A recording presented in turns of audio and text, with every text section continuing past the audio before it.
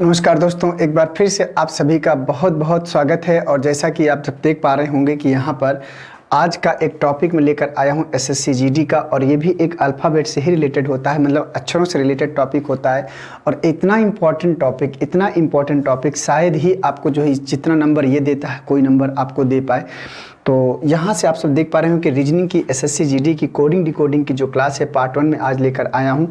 तो आज हम थोड़ा सा इसकी बेसिक क्लास को थोड़ा सा बात करेंगे, क्योंकि ये जो कोर्स है आपका बिल्कुल डीप में लेकर चलना है और बहुत ही चीज़ें बेहतर तरीके से, क्योंकि प्रैक्टिस सेशन नहीं है कि प्रैक्टिस सेशन में स्पीड से चला जाता है, तो बहुत ही आराम से चलेंगे। तो आज हम बात करेंगे कोडिंग डिकोडिंग की, और कोडिंग डिकोडिंग की बात करते हुए धीरे धीरे हम लोग क्या करेंगे दोस्तों, आगे बढ़ते चलेंगे। ठीक है, तो चलिए जल्दी से आप सभी लोग तैयार हो जाइए इस सेशन को, और इस क्लास को हम लोग जो है आगे प्रोसीड करेंगे, और इसी प्रकार से धीरे धीरे हम लोग क्या करेंगे, आगे बढ़ते चलेंगे। तो उम्मीद करता हूँ दोस्तों आप सब स्वस्थ होंगे, बढ़िया होंगे, मस्त होंगे। और चलिए आज की इस क्लास को, इस सेशन को हम लोग जो है आगे स्टार्ट करते हैं। तो दोस्तों यहाँ पर आप सब देख पा रहे होंगे कि अब हम लोग जो है कैसे कोडिंग डिकोडिंग स्टार्ट करेंगे। अल्फ़ाबेट मैंने आपको समाप्त कर दिया था, और मैंने अपने स्तर पर बहुत ही शानदार तरीके आपको पढ़ाने का प्रयास किया है, बहुत आराम से, जिससे कि हर एक बच्चों के जो है कंटेंट जो है वो सब क्या हो जाए, क्लियर हो जाए। ठीक है, तो चलिए दोस्तों आइए चलते हैं, देखते हैं।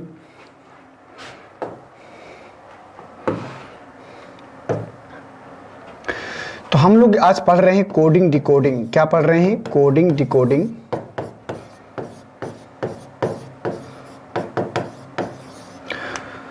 और कोडिंग डिकोडिंग को हिंदी में क्या बोलते हैं पहले ये जान लीजिए सभी लोग। इसको हिंदी में बोलते हैं कूट लेखन, और इसको बोलते हैं कूट वाचन।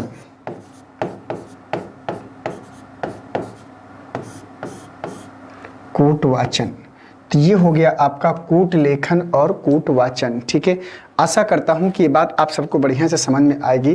कोडिंग डिकोडिंग के हिंदी में बोलते हैं कूट लेखन एवं कूट वाचन। ठीक है, तो बात करते हैं कूट लेखन और कूट वाचन की। तो सबसे पहले जब कोडिंग डिकोडिंग की बात होती है तो पहले हमें ये समझना है कि कोडिंग क्या होता है और डिकोडिंग क्या होता है। जब तक ये सब नहीं समझोगे तब तक आगे के प्रश्नों को करने में थोड़ा सा समस्याओं का सामना करना पड़ेगा।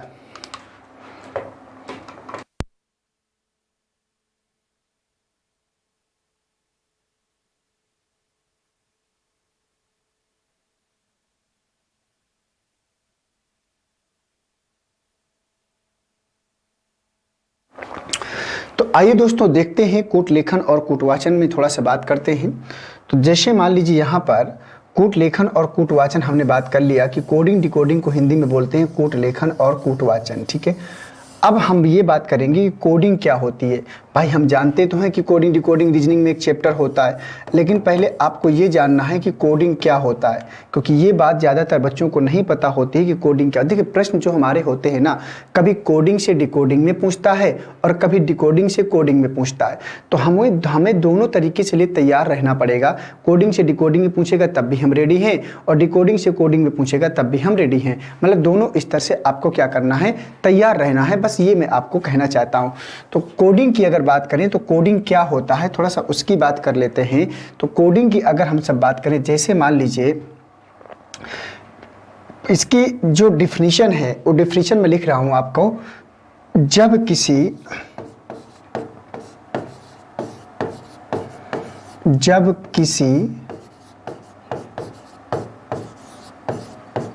अर्थपूर्ण शब्द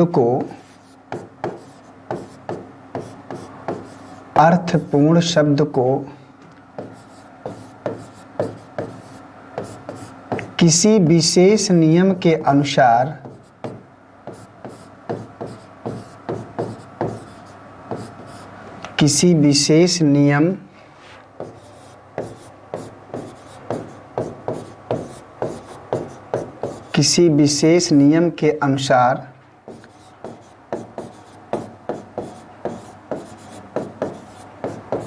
अर्थविहीन शब्द में बदल दिया जाता है,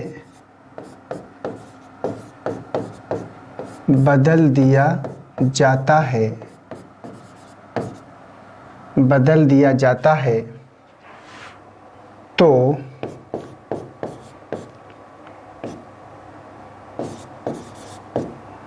वह क्रिया कोडिंग कहलाती है। कोडिंग कहलाती है।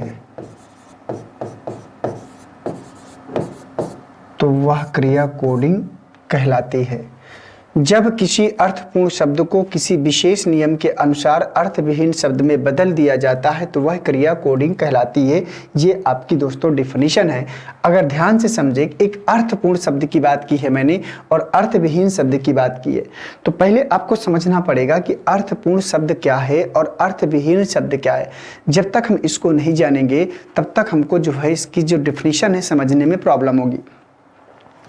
तो अर्थपूर्ण का मतलब ये होता है कि जिसका कोई अर्थ हो, ऐसा कोई शब्द जिसका कोई अर्थ हो। जैसे मान लीजिए यहाँ पर लिख दिया जाए मास्टर, जैसे MASTER आप पढ़ोगे मास्टर, मास्टर पढ़ते ही ध्यान में आएगा कि हाँ मास्टर की बात कर रहा है, गुरु की बात कर रहा है ना। तो उसका कोई अर्थ है, मास्टर शब्द का कोई अर्थ है। लेकिन ऐसा कोई अच्छे लिख दिया जाए जिसका कोई उच्चारण ही ना हो, मतलब अर्थ से क्या हो, विहीन हो, ठीक है, उसको अर्थविहीन शब्द कहते हैं। तो डिफिनीशन में हमने पढ़ा कि जब किसी अर्थपूर्ण शब्द को किसी विशेष नियम के अनुसार अर्थविहीन शब्द में बदल दिया जाता है तो वह क्रिया क्या कहलाती है, कोडिंग कहलाती है। बस इतनी सी बात हमने जाना। अब जैसे मान लो कोई एक शब्द है, यहाँ पर एक शब्द हम लिख ले और उसी को, जैसे मान लो आपका नाम ही ले लिया जाए, मान लो आपका नाम सौरभ है, रमन है, रमेश है, अमित है, जो भी है, तो आपका नाम एक अर्थपूर्ण शब्द है। मतलब इसका जैसे अमित शब्द को पढ़ते ही ध्यान में आता है कि एक नाम है, मतलब इसका कोई क्या है, एक अर्थ है ना, इस प्रकार से। अब जैसे मान लीजिए यहाँ पर लिख लिया जाए पावर, POWER, पावर लिखा हुआ है। अब POWER को जैसे पावर पढ़ते हो, POWER का, तो एक ध्यान में आता है कि हाँ इसका कोई अर्थ है। पावर एक शब्द है, अर्थपूर्ण शब्द है, मतलब अर्थ से पूर्ण है ये।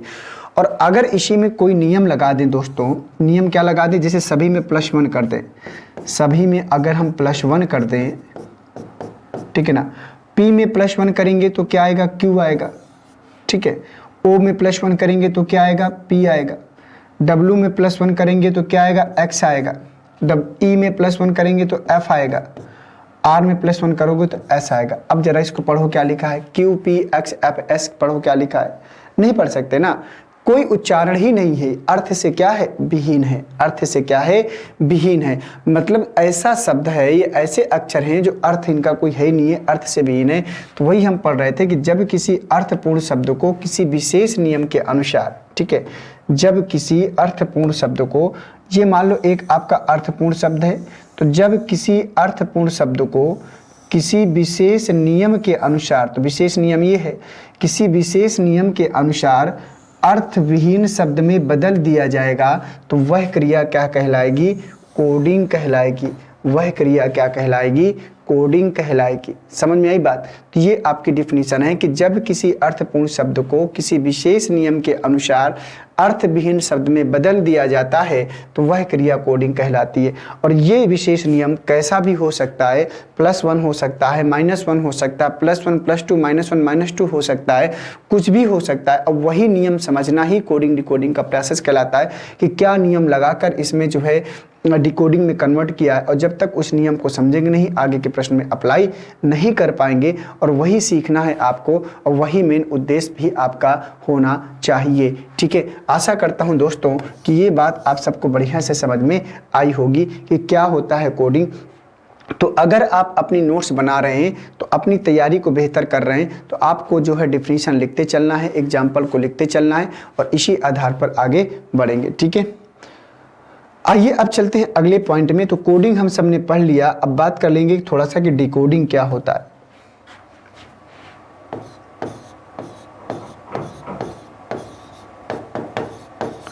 डिकोडिंग क्या होता है, ठीक है, डिकोडिंग क्या होता है। अब डिकोडिंग की अगर हम सब बात करें तो ध्यान से अगर समझिएगा, तो जैसे मान लीजिए दोस्तों यहाँ पर बात करें डिकोडिंग की। डिकोडिंग जो हमारा होता है, ये बात एक बार फिट कर लो कि डिकोडिंग हमारा कोडिंग का जस्ट अपोजिट होता है, उल्टा होता है। जो डिकोडिंग होता है वो कोडिंग का जस्ट उल्टा होता है। तो कोडिंग की अगर हम बात करें तो यहाँ डिफिनीशन बनेगी आपकी कि जब किसी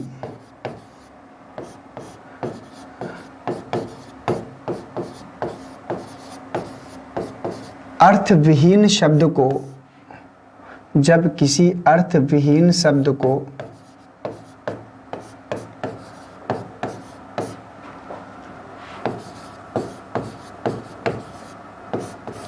जब किसी अर्थविहीन शब्द को किसी विशेष नियम के अनुसार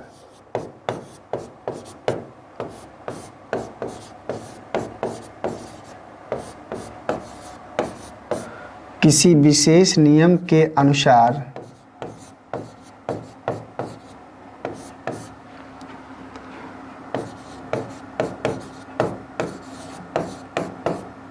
अर्थपूर्ण शब्द में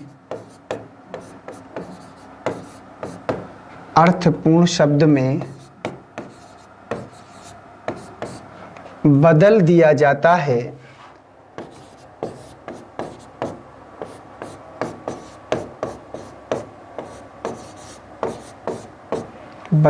जाता है, तो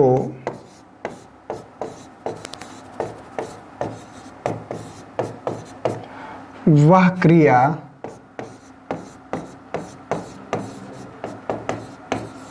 डिकोडिंग कहलाती है।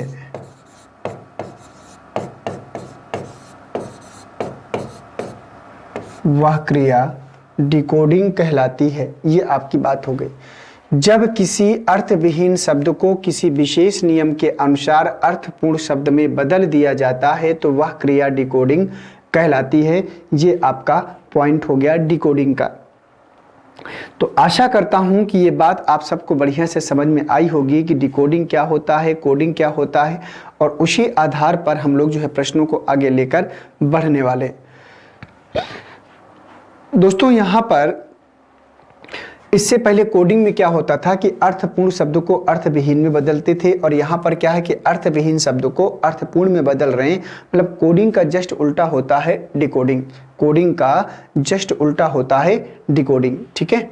अब जैसे मान लीजिए यहाँ पर अगर हम सब बात करें कि कैसे चीज़ों को आगे लेकर चलना है, तो आइए थोड़ा सा समझने का प्रयास करते हैं। जैसे मान लीजिए एक एग्जाम्पल सेट किया जाए। जैसे मान लीजिए यहाँ पर लिखा है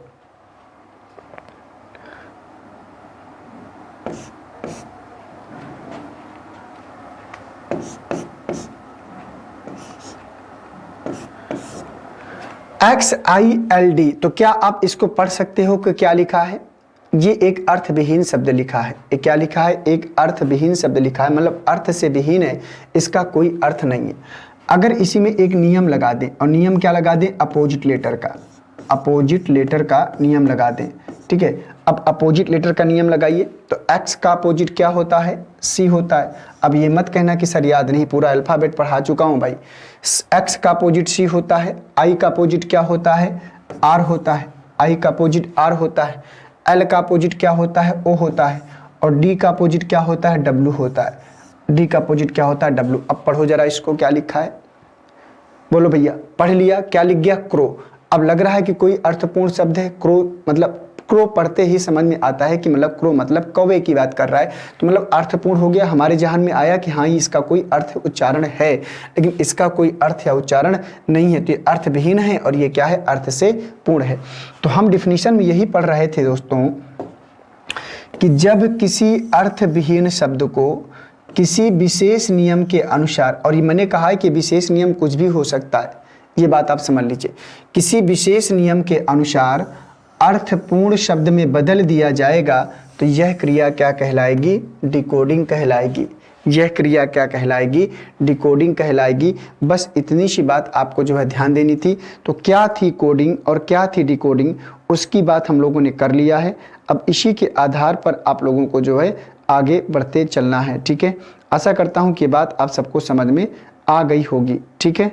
तो क्या होता है कोडिंग, क्या होता है डिकोडिंग, उसकी बात हम लोगों ने कर लिया है।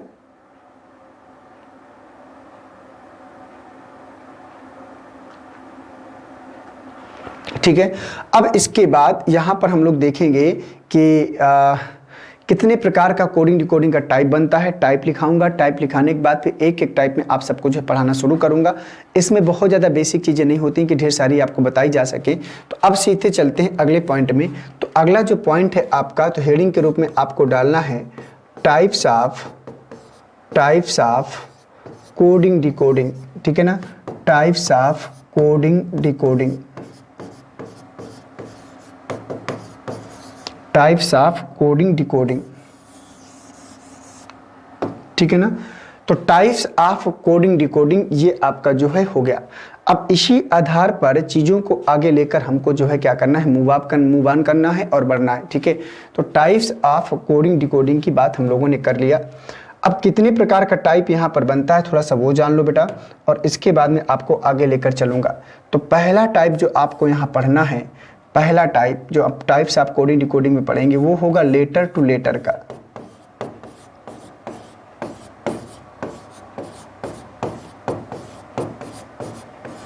पहला टाइप आप पढ़ोगे लेटर टू लेटर। जब लेटर का मतलब होता है अक्षरों से, जब अक्षरों की सीरीज बनाता है उसी को हम लोग लेटर टू लेटर बोलते हैं। और दूसरा टाइप आप पढ़ोगे यहाँ पर लेटर टू डिजिट का, लेटर टू डिजिट का टाइप ये हो गया। तो दूसरा टाइप आप पढ़ोगे इसमें लेटर टू डिजिट का, ठीक है। तीसरा टाइप आप इसमें पढ़ोगे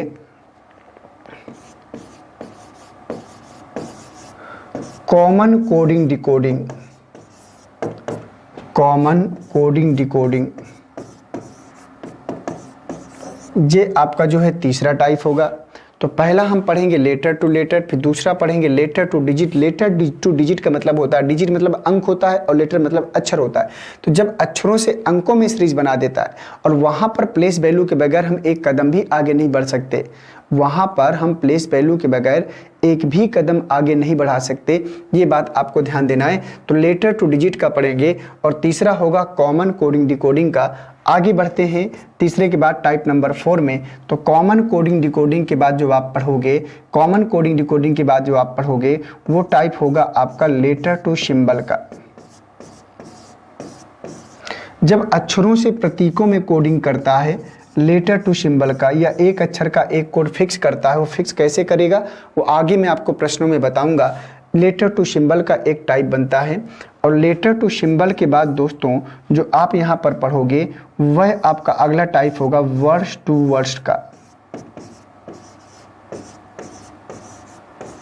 वर्ड्स टू वर्ड्स का टाइप पढ़ोगे और वर्ड्स टू वर्ड्स के बाद जो आपका अगला टाइप बनेगा वह आपका बनेगा बाइनरी कोडिंग डिकोडिंग का। बहुत ही आपका जो है अलग पेचीदा टाइप होता है बाइनरी कोडिंग डिकोडिंग, जो आपको जल्दी पढ़ने को नहीं मिलता।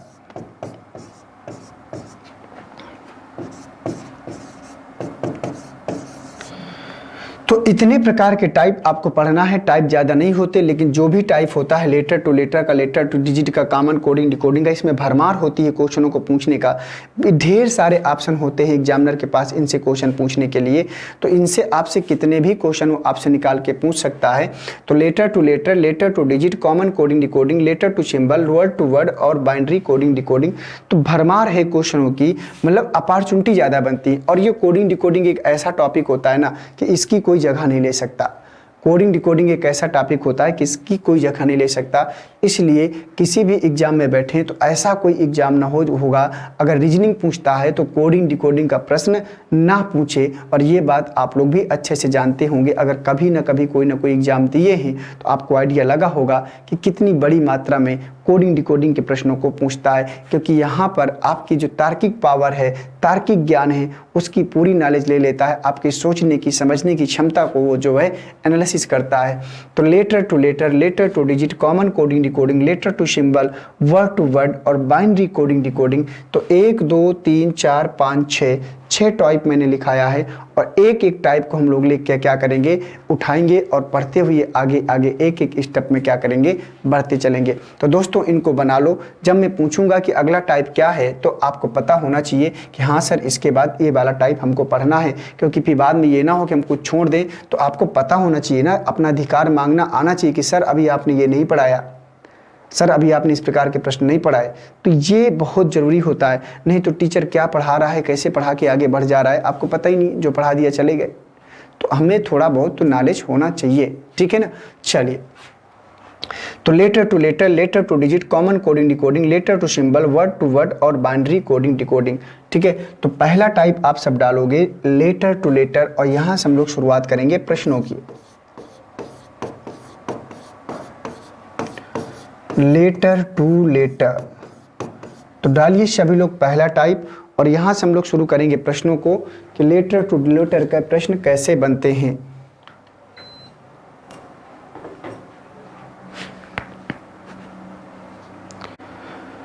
तो मैं आपको बता दूं कि इसके अंतर्गत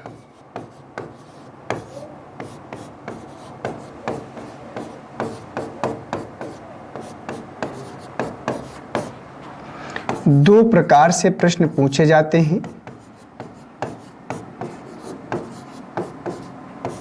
दो प्रकार से प्रश्न पूछे जाते हैं।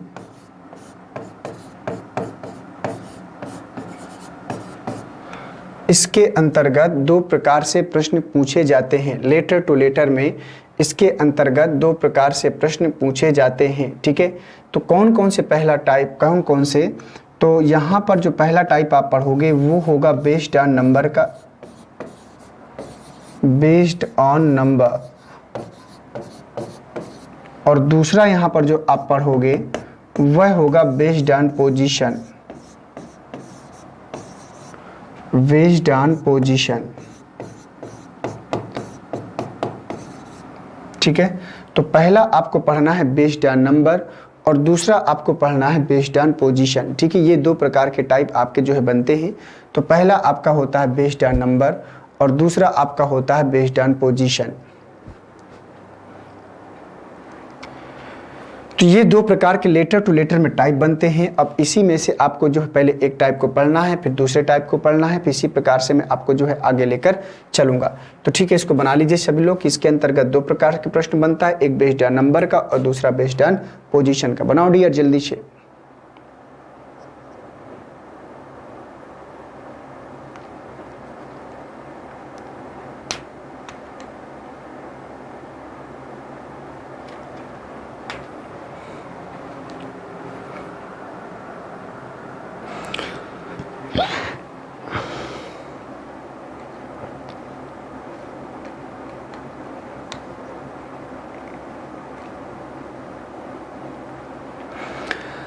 अब पहली हेडिंग डालना है आपको बेस्ड ऑन नंबर। ठीक है, पहली हेडिंग आपको डालना है बेस्ड ऑन नंबर और इसी के अंतर्गत हम लोग जो है आगे बढ़ेंगे। बेस्ड ऑन नंबर डाल लीजिए सभी लोग, पहली हेडिंग बेस्ड ऑन नंबर। ठीक है, based on number.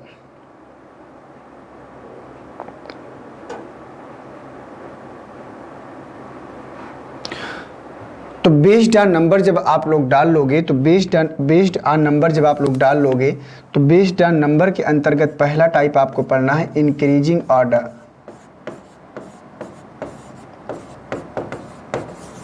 Increasing order, ये हो गया। इंक्रीजिंग का मतलब होता है बढ़ते हुए क्रम में। इंक्रीजिंग ऑर्डर का मतलब होता है बढ़ते हुए क्रम में। बढ़ता क्रम कैसे होता है, जैसे यहाँ पर +1 +2 +3 डॉट डॉट डॉट, इस प्रकार से जब सीरीज क्या करेगी, इंक्रीज करेगी, इसी को हम लोग बोलते हैं इंक्रीजिंग ऑर्डर, बढ़ते हुए क्रम में। ठीक है, इंक्रीजिंग ऑर्डर।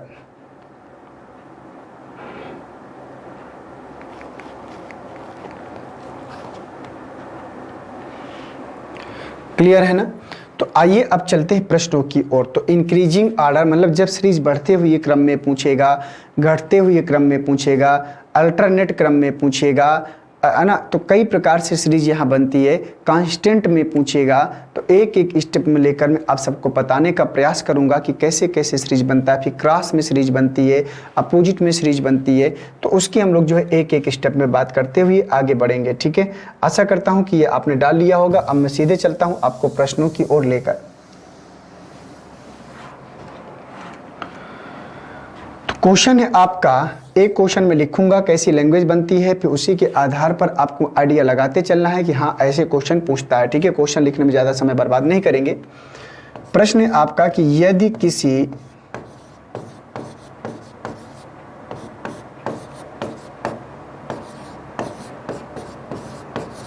सांकेतिक भाषा में, यदि किसी सांकेतिक भाषा में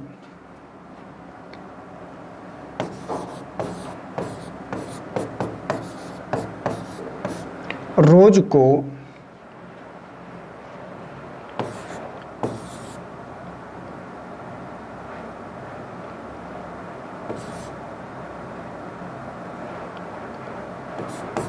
रोज को SQVI लिखा जाता है, रोज को SQVI लिखा जाता है, तो आपको बताना है कि उसी सांकेतिक भाषा में रोज को SQVI लिखा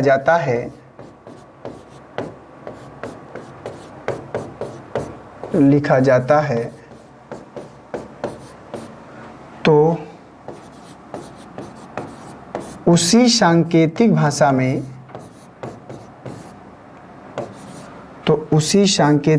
में हीट को क्या लिखा जाएगा, हीट को क्या लिखा जाएगा।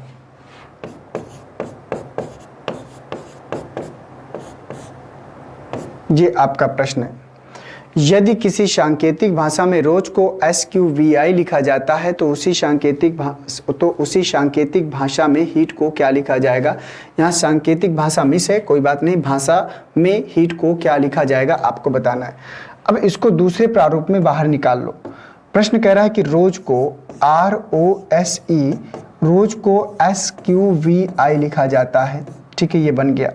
तो कह रहा है हीट को क्या लिखेगा, HEAT, हीट को क्या लिखेगा, ये आपको बताना है।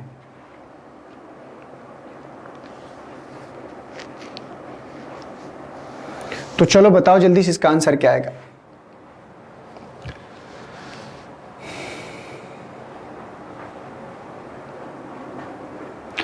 तो सबसे पहले काम इनकी प्लेस वैल्यू, देखो आप अक्षरों को ऐसे भी सीरीज सर्च कर सकते हो, कितना बढ़ रहा है कितना घट रहा है, लेकिन ऐसे पकड़ने में समस्या होती है। अगर इनको प्लेस वैल्यू से करोगे तो आसानी से अंकों में ये पता चल जाता है कितना कम करके रखा है कितना बढ़ा के रखा है, पता चल जाएगा ना। लेकिन अक्षरों में आपको ज़्यादा दिमाग लगाना पड़ता है। तो सबसे अच्छा तरीका ये होता है कि इनकी प्लेस वैल्यू को हम लिख लें। तो R की प्लेस वैल्यू 18, O की प्लेस वैल्यू 15, S की 19 और E की 5। S की 19 होती है और Q की कितना होता है 17, V का 22 और I का कितना होता है 9, H का 8, E का 5, A का 1 और T का 20। यहाँ पहला लेटर 18 है, इसका पहला लेटर 19 है। जरूरी नहीं कि पहले लेटर से पहले लेटर की ही सीरीज बनाएगा, सीरीज कहीं से भी बन सकती है। अभी शुरुआत है, पहला प्रश्न है, तो बिल्कुल आपको जो है बेसिक स्तर से लेकर मैं ऊपर की ओर बढ़ने वाला हूँ, ठीक है ना। तो यहाँ पर हमने समझा कि 18 में अगर 19 लाना है तो 18 में 19 लाना है तो यहाँ पर +1 करना पड़ेगा। 15 में अगर 17 लाना है तो यहाँ +2 करना पड़ेगा। 19 में अगर 22 लाना है तो यहाँ +3 करना पड़ेगा, 19 3 22। और 5 में अगर 4 लाना है 9 लाना है तो +4 करना पड़ेगा। तो पहले लेटर में +1 +2 +3 और +4 का कॉन्सेप्ट चल रहा है। तो पहले यहाँ पर आप +1 करिए, यहाँ +2 करिए, यहाँ +3 करिए, यहाँ +4 करिए। जो नियम वहाँ आपने पकड़ा वही नियम नीचे अप्लाई करना पड़ेगा। तो पहले में +1 किया, 18 में 1 जोड़ा 19, 15 में 2 जोड़ा 17, 19 में 3 जोड़ा 22 और 5 में 4 जोड़ा 9। तो पहले 1 जोड़ा 2 जोड़ा 3 जोड़ा 4 जोड़ा, तो कोई ना कोई सीरीज चलेगी। और +1 +2 +3 +4 आपको लग रहा होगा कि कोई ना कोई एक सीरीज है बन रही है, जिसका एक सीरीज है कि नहीं एक सीरीज, हाँ है। तो 8 में 1 जोड़ दो 9, 9 के लिए होता है I, 5 में 2 जोड़ दो 7, 7 के लिए होता है G, 1 में 3 जोड़ दो 4, 4 के लिए D और 20 में 4 जोड़ दो 24, 24 के लिए होता है X। तो IGDX ये आपका उत्तर हो जाएगा। एक छोटा सा प्रश्न था और आशा करता हूँ कि बात आप सबको समझ में आ गई होगी कि कैसे प्रश्नों का प्रारूप होता है, कैसे प्रश्न पूछता है और किस प्रकार से हमको सॉल्व करना होता है।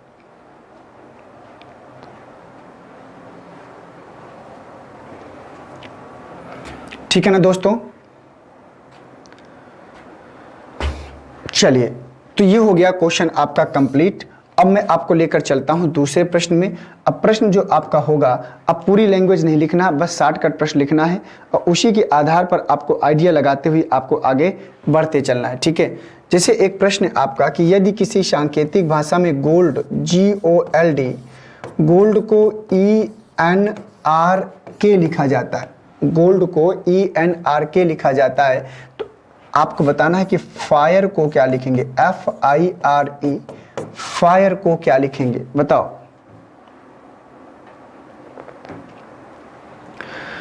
गलत नहीं होना चाहिए भैया, आराम से करिए लेकिन सॉलिड करिए। सबसे पहला काम प्लेस वैल्यू लिखो और जब प्लेस वैल्यू लिखोगे तब आपको क्वेश्चन को पता चलेगा क्वेश्चन को किस रूप में लेके चलना है, क्या सीरीज चल रही है, और जब तक सीरीज नहीं पकड़ोगे तब तक आंसर नहीं मिलेगा।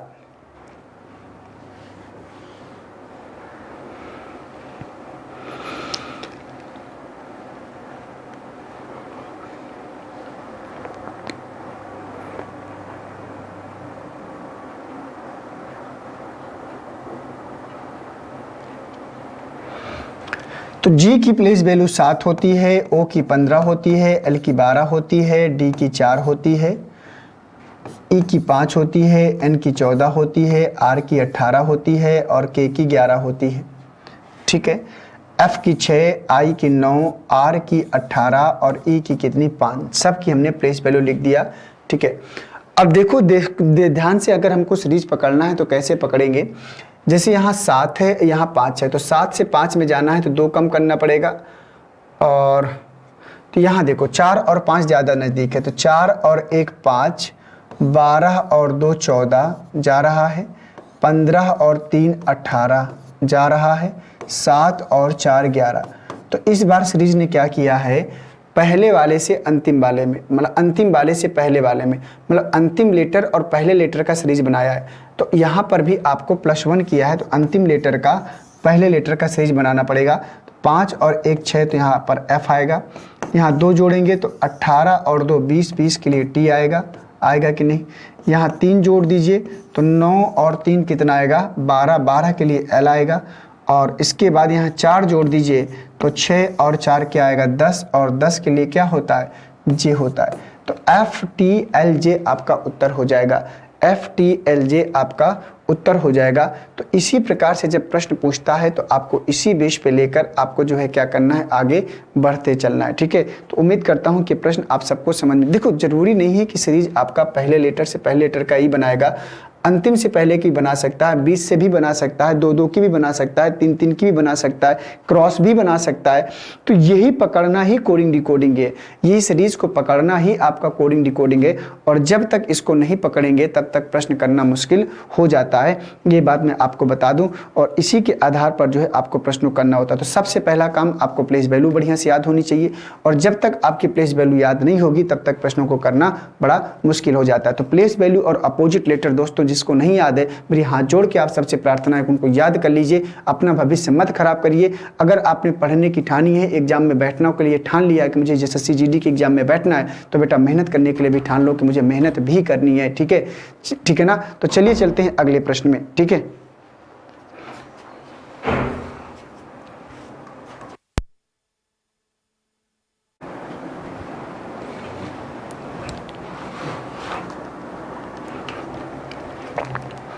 तो चलिए अब लिखते हैं अगला प्रश्न। ठीक है, देखते हैं अगला प्रश्न है आपका, अगला क्वेश्चन है।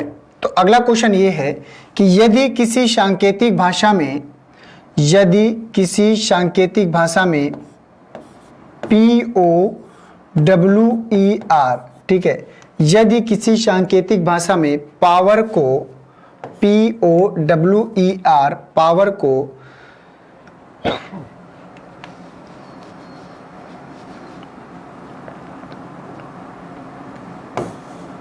एक सेकेंड, थोड़ा सा इसको जो है पावर्स लिख लो।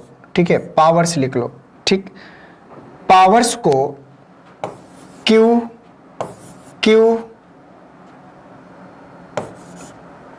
Z F T V, ठीक है, पावर्स को Q Z F T V लिखा जाता है। तो उसी सांकेतिक भाषा में आपको बताना है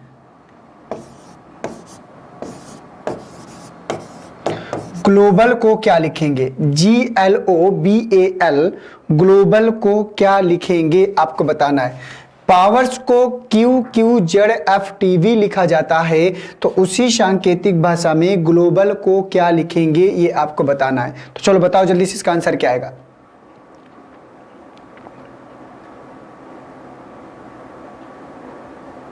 चलिए, तो सबसे पहला काम आप अक्षरों की प्लेस वैल्यू लिखेंगे। तो यहाँ 16, यहाँ 15, यहाँ 23, यहाँ 5, यहाँ 18, यहाँ 19, ठीक है, यहाँ 17, यहाँ 17, यहाँ 26, यहाँ 6, यहाँ 20 और यहाँ 22। ठीक है, यहाँ 7, यहाँ 12, यहाँ 15, यहाँ 2, यहाँ 1 और यहाँ पर 12, ये इसका सही जवाब होगा। तो ये आपका हो गया क्लियर ना। अब इसमें से आपको बताना है कि इनका सही जवाब क्या चला जाएगा। बोलो दोस्तों।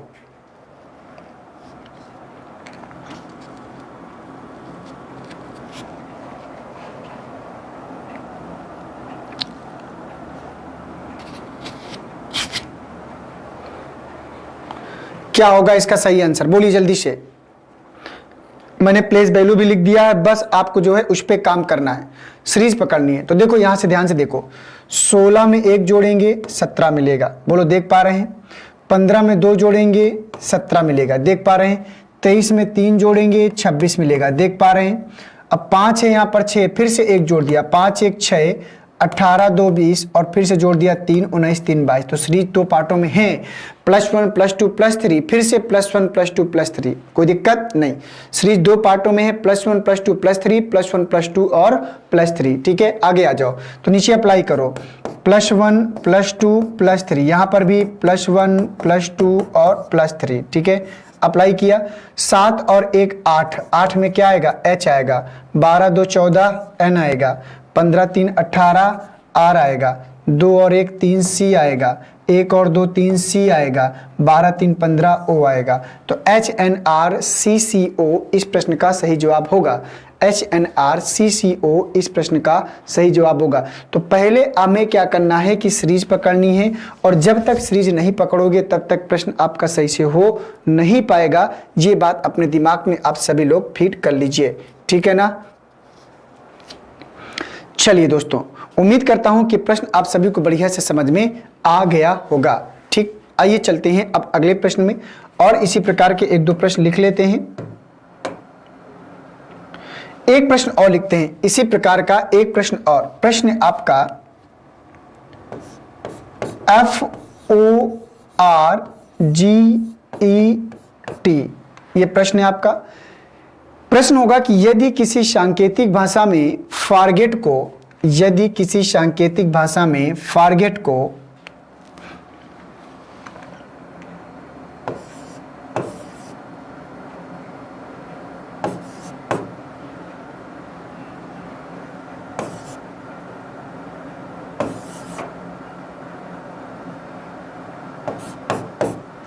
फॉरगेट को UGJSQI लिखा जाता है। फॉरगेट को UGJSQI लिखा जाता है। तो आपको बताना है कि उसी सांकेतिक भाषा में, उसी सांकेतिक भाषा में रैंडम को क्या लिखेंगे, बोलिए। उसी सांकेतिक भाषा में रैंडम को क्या लिखेंगे, आपको बताना है। बताइए, उसी सांकेतिक भाषा में रैंडम को क्या लिखेंगे।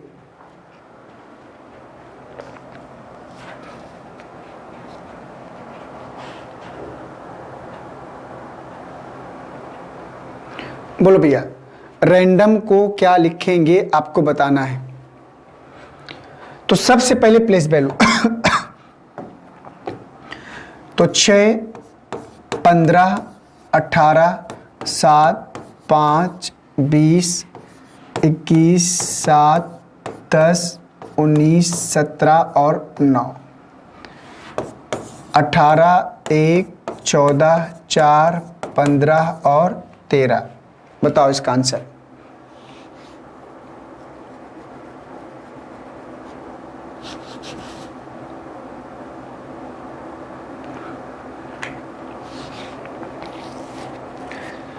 बोलो भाई, क्या होगा इसका आंसर।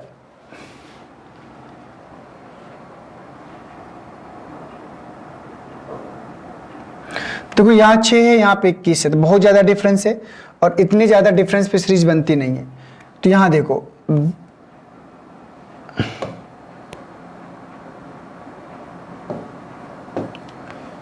यहां से यहां पर आओ, 20 1 21, 5 और 2 7, 7 और 3 10, दिखा।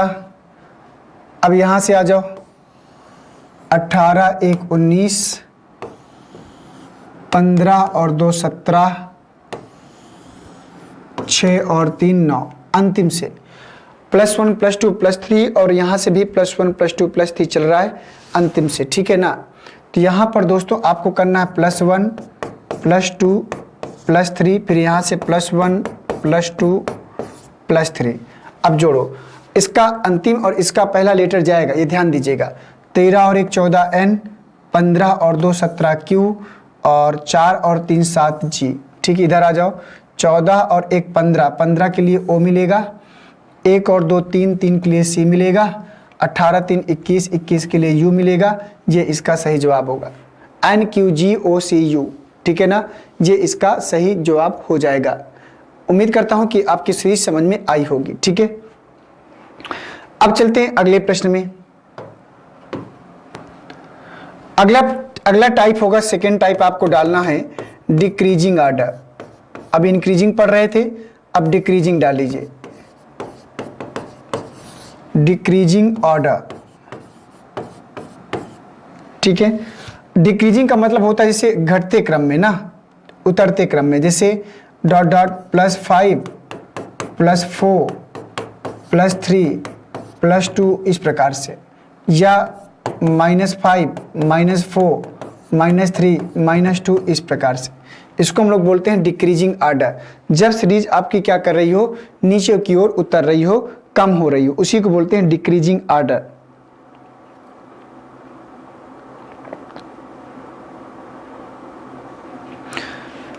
तो चलिए, हेडिंग आप सबने डाल लिया होगा। अब मैं आप सबको ले चलता हूं प्रश्नों की ओर। प्रश्न आपका कि यदि किसी सांकेतिक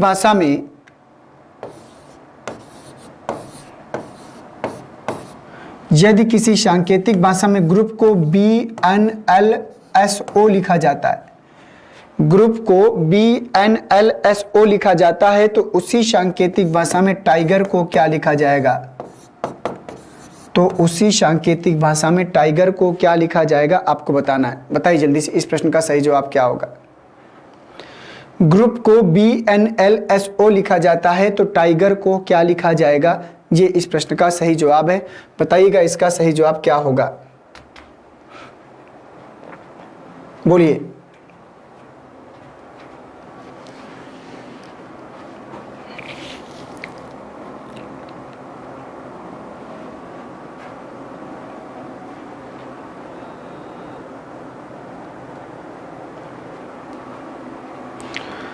तो ग्रुप को BNLSO लिख रहा है तो टाइगर को क्या लिखेंगे ये आपको बताना है। तो यहां से पहले इनकी प्लेस वैल्यू लिख लो भैया, प्लेस वैल्यू लिख लो। तो यहाँ 7 18 15 21 16 2 14 12 19 और 15, ठीक है ना। जी आया। अब इसके बाद टी का 20 9 7 5 और 18, 20 9 7 5 18। बताओ इसका सही जवाब क्या होगा?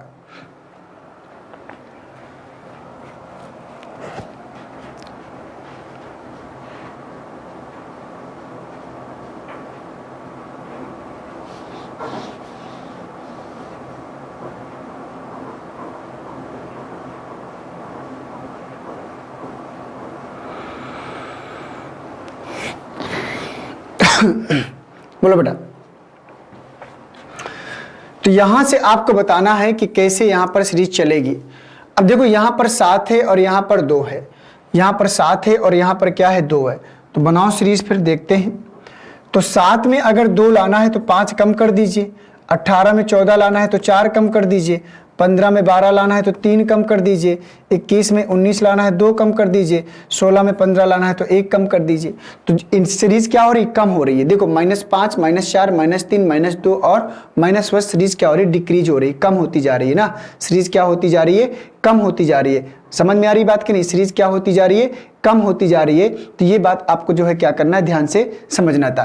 तो यहां से अगर देखें जब सीरीज कम हो रही है तो यहां पर कम कर दो भाई। तो यहाँ -5 आएगा, -4 आएगा, -3 -2 और -1। तो 20 में 5 घटाओ 15, 15 के लिए O होता है। 9 में 4 घटाओ कितना आएगा? 5, 5 के लिए O होता है। 7 में 3 घटा दो कितना? 4, तो D आएगा। 5 में 2 घटा दो 3 C आएगा। 18 में 1 घटा दो क्यू आएगा। तो OEDCQ आपका उत्तर हो जाएगा, OEDCQ आपका उत्तर हो जाएगा। ठीक है, उम्मीद करता हूं कि बात आप सबको समझ में आ गई होगी। OEDCQ आपका सही जवाब होगा, OEDCQ।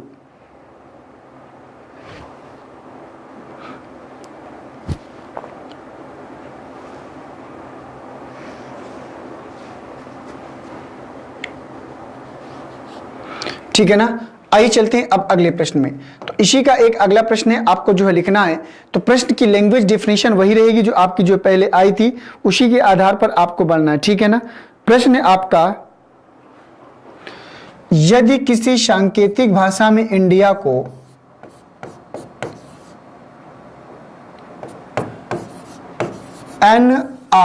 NRGKB लिखा जाता है, NRGKB लिखा जाता है, तो आपको बताना है कि उसी सांकेतिक भाषा में दिल्ली को क्या लिखेंगे।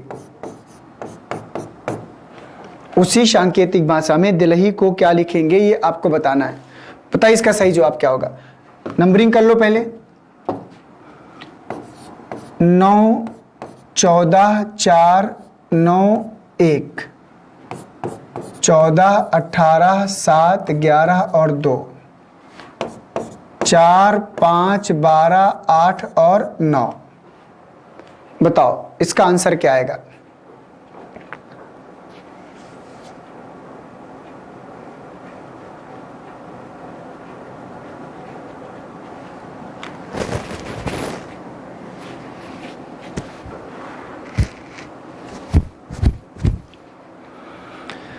तो सीरीज पकड़ो बेटा, क्या किया जाए इसमें कि हमको जो है, आपको इंडिया को NRGKB बोल रहा है, तो दिल्ली को क्या लिखा जाएगा आपको बताना है।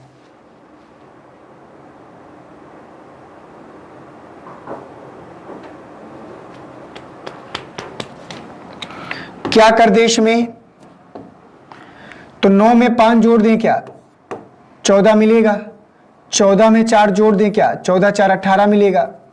4 में 3 जोड़ दें क्या, 4 3 7 मिलेगा। और 9 में 2 जोड़ दें, 9 2 11 मिलेगा। 1 में 1 जोड़ दें, ये 2 मिलेगा।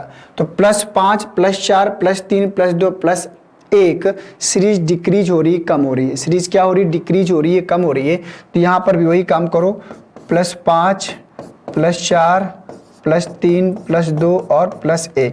4 और 5 9, 9 किसका है? आई का। 5 4 9 आई का।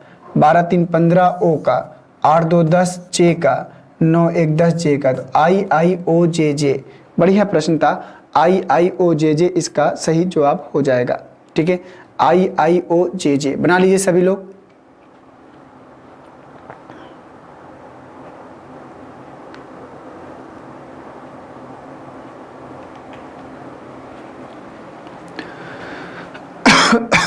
बन गया।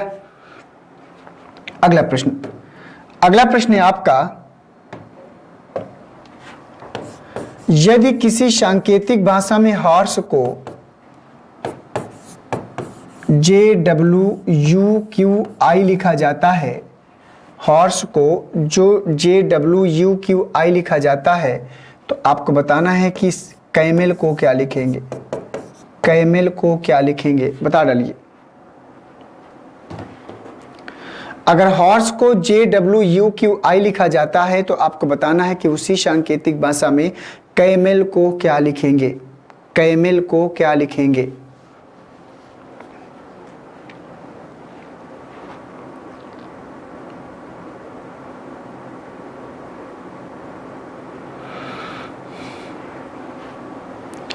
तो पहले इनकी प्लेस वैल्यू लिखना पड़ेगा। जब तक प्लेस वैल्यू लिखेंगे नहीं, तब तक काम बनेगा नहीं।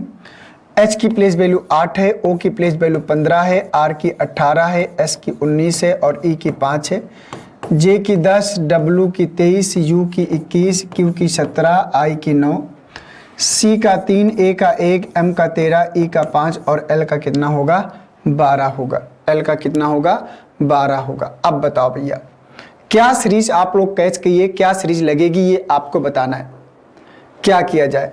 देखो 8 और 2 10, 15 8 23, 18 3 21, 19 में 1 कम हुआ, 5 में 4 बढ़ गया, तो ये तो सीरीज चलेगी नहीं। यहाँ से अंतिम वाला अक्षर और पहला वाला अक्षर, यहाँ से देखो 5 और 5 10, अच्छा लग रहा है। 19 4 23, ये भी ठीक लग रहा है। इसके बाद 18 3 21 ये भी सही है, जा रहा है। 15 और 2 17 ये भी जा रहा है। और इसके बाद 8 और 1 9 ये भी सीख जा रहा है। ये बात बन गई। तो सीरीज डिक्रीज हो रही +5 +4 +3 +2 +1, ठीक है ना। वही काम नीचे हमको क्या करना है, वही काम नीचे हमको अप्लाई करना है, ठीक है ना। तो यहाँ से शुरू करना है +5 +4 +3 +2 और +1। 12 5 17 क्यों मिलेगा, यहाँ से यहाँ चलना है। 12 5 17 क्यों मिलेगा, और यहाँ से आएंगे तो 5 4 9 आई मिलेगा, तो यहाँ से यहाँ पर। इसके बाद 13 3 16 पी मिलेगा, तो यहाँ से यहाँ पर। इसके बाद 1 और 2 3, 3 में सी मिलेगा। इसके बाद 3 और 1 4, 4 में क्या मिलेगा, डी। तो OIPCD ये इसका सही जवाब होगा। OIPCD ये इसका सही जवाब होगा। तो जो सीरीज हम पढ़ रहे थे वो डिक्रीजिंग आर्डर की पढ़ रहे हैं। किसकी पढ़ रहे हैं, डिक्रीजिंग आर्डर की सीरीज हम लोग जो है पढ़ रहे हैं, ठीक है। आशा करता हूं कि प्रश्न आप सबको समझ में आ गया होगा, ठीक है। तो डिक्रीजिंग आर्डर भी आपका इसी रूप में चलता है, तो आपको इसी तरीके से इसको जो है आगे लेकर चलना है, ठीक है दोस्तों। तो आशा करता हूं कि प्रश्न आप सबको समझ में आए होंगे। तो कोडिंग डिकोडिंग का आगाज हो चुका है। बेसिक से लेकर कैसे प्रश्न के पैटर्न है, अभी 0 लेवल से शुरुआत की जा रही। धीरे धीरे जैसे जैसे आप आगे बढ़ोगे, मैं आप सभी को हर लेवल के प्रश्न कराने का प्रयास करूंगा, और इसी प्रकार से हम लोग धीरे धीरे क्या करेंगे, आगे बढ़ते रहेंगे। तो उम्मीद करता हूं दोस्तों कि आप सबको जो है चीजें बेसिक जो तरीका है वो समझ में आया होगा, और इसी प्रकार से आप अपनी तैयारी को हमारे साथ में बेहतर बनाते चलेंगे, ठीक है। तो थैंक यू आप सभी को। इसी प्रकार से आप सब मेहनत करते रहिए, और इसी तरीके से आप जब जो है आगे बढ़ते रहिए, ठीक है। तो ठीक है, धन्यवाद सभी को। जय हिंद और वंदे मातरम। मिलता हूं आप सबसे एक नेक्स्ट क्लास में। थैंक यू आप सभी को।